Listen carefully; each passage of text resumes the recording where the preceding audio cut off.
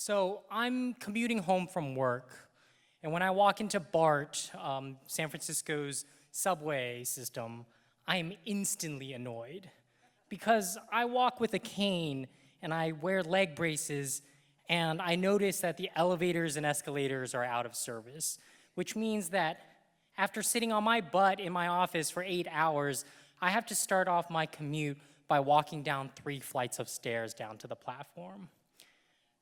And there's nothing I can do. That's the only option. So I walk up to the mouth of the stairwell and I take a deep breath because I ain't afraid of no stairs. And I put my hands on the inevitably sticky handrail and I begin my descent. Whenever I'm walking downstairs, I have to stay relatively focused. I have to stay focused, and so I don't notice immediately. But about 7 or 8 steps down, I realize that nobody is passing me, even though it's peak commute hours, and there's so many people in the station, and the stairwell is actually wide enough for 2 people to walk side by side. And so I pause and I turn around and I see all of these people behind me walking at my pace. And this woman at the front, she looks to me and she gives me this little fist pump and she winks and she says, "Honey, you got this." And I realize they're not passing me because they're trying to be considerate. They're trying to give me space. But what they don't realize is that their consideration is causing this huge backup up the stairwell, a backup that people could blame on me. And I can just feel the pressure building on the back of my neck as more and more people enter the station. I can feel like now I'm the only one standing in their way. I'm the only one standing between their day of corporate office work and their night of precious, precious Netflix. But I don't say anything. I don't say anything because I want to be considerate of their consideration. And so we keep walking, but about halfway down, I hear this disembodied voice at the top of the stairs, a man who's obviously had a very long day. And he just yells, "Oh my God, walk faster."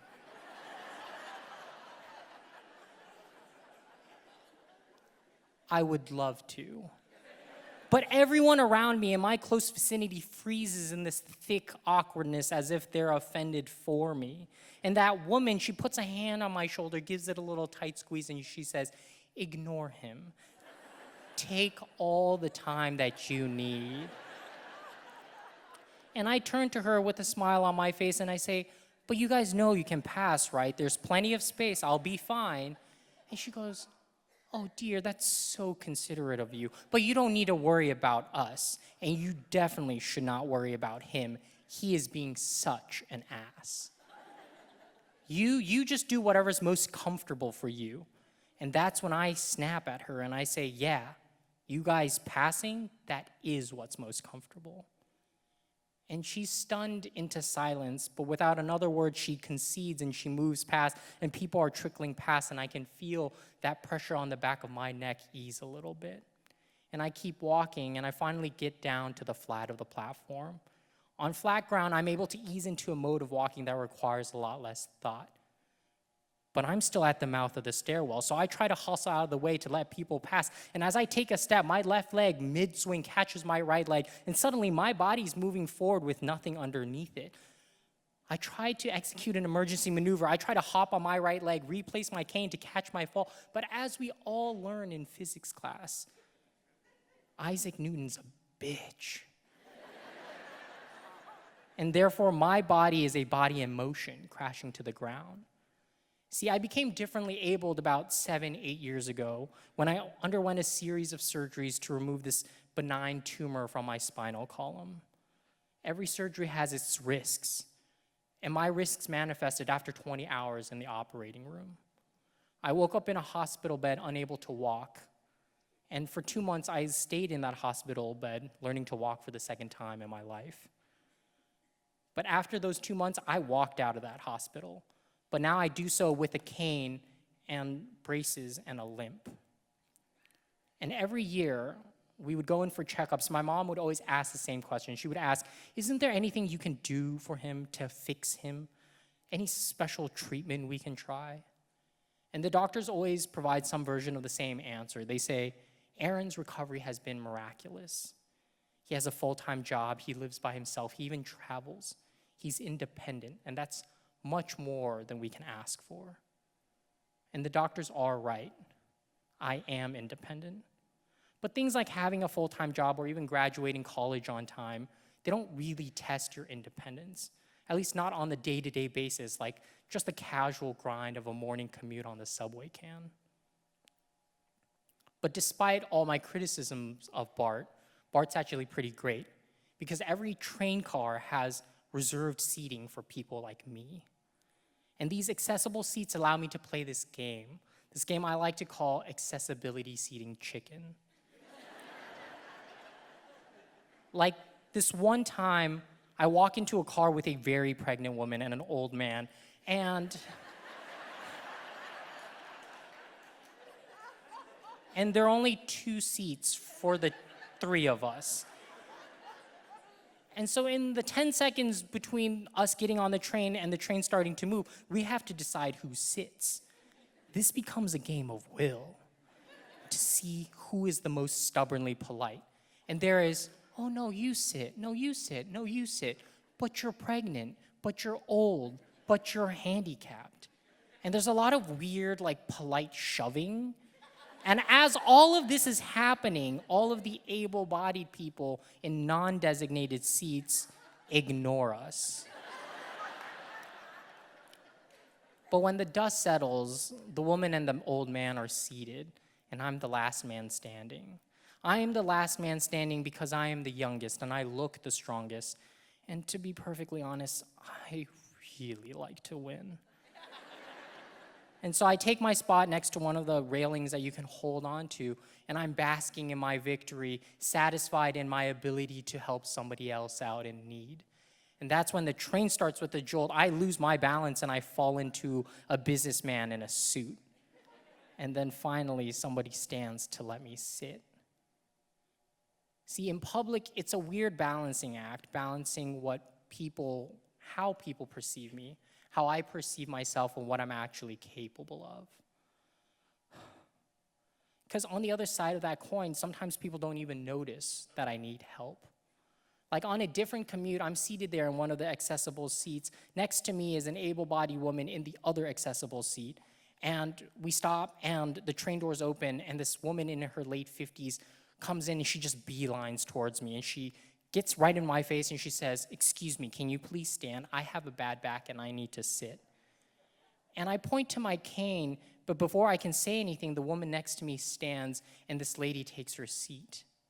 And for the next 15 minutes, I can feel her channeling this self-righteous anger. She's furiously scrolling on her phone, giving me the stink eye.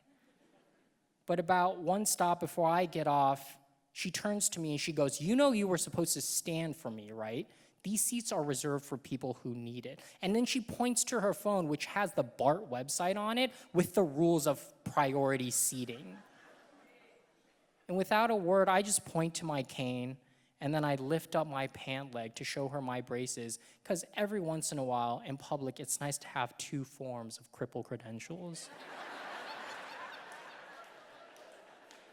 And instantly, the hot air just deflates out of her, and she begins apologizing profusely, and she's just like, "Oh, I'm so sorry," and she begins telling me her whole life story about her injury, and I can relate.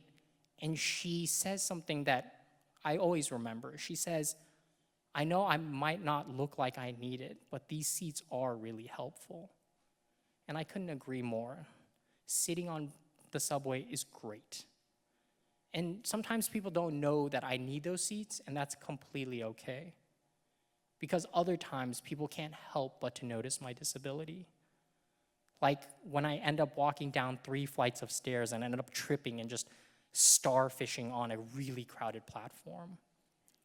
I'm lying there, and I can hear the train that I was supposed to be on pull out of the station. My legs feel like electrified jello, and I am only able to get on all 4s.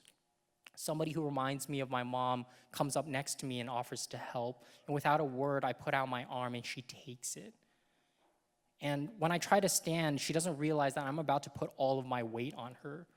And so she's not ready, and when I do, she loses her grip and I'm about to fall again. Except this time there's a man behind me, and he puts 2 arms under mine and he puts me on my feet. I don't give this man permission to pick me up, let alone even touch me. But in moments like this, you kind of have to swallow your pride. And so they walk me over to one of the benches and they offer to sit with me until my train comes. But I say, no, it's totally fine. This happens all the time. I'm just a little shaken up. And they fade back into their lives. And as I'm sitting there, I'm just furious. I can feel the other people just taking sideways glances at me. I'm furious because for the last 7 years, I've done so much physical therapy to get to where I am now. But in those same 7 years, I have also watched a stupidly large amount of TV. I am currently on my 5th rewatch of The West Wing. That's 577 hours of television that I could have better spent on my legs. And so I always think about this concept that journalist Malcolm Gladwell popularized, this idea that it takes 10,000 hours to become an expert at anything. And so when it comes to my legs, I wonder if I just don't have the talent or if I'm not dedicated enough. I wonder if my disability is severe enough for me to sit or if I'm strong enough to stand. I wonder if it is okay to get drinks with friends after work, or should I go to a physical therapy appointment? And as all of these thoughts are tumbling through my mind, a couple of more trains pass. And when I finally feel up to it, I get on one and I go home. I get to my apartment, I make dinner, I put on a TV show, and as the night progresses, I feel the pain in my knee dull, and those thoughts begin to fade. I'm getting ready for bed, I brush my teeth, and I stretch a lot. And as I get into bed, I grab my phone to set an 8 a.m. alarm so that I can catch the 8:45 train.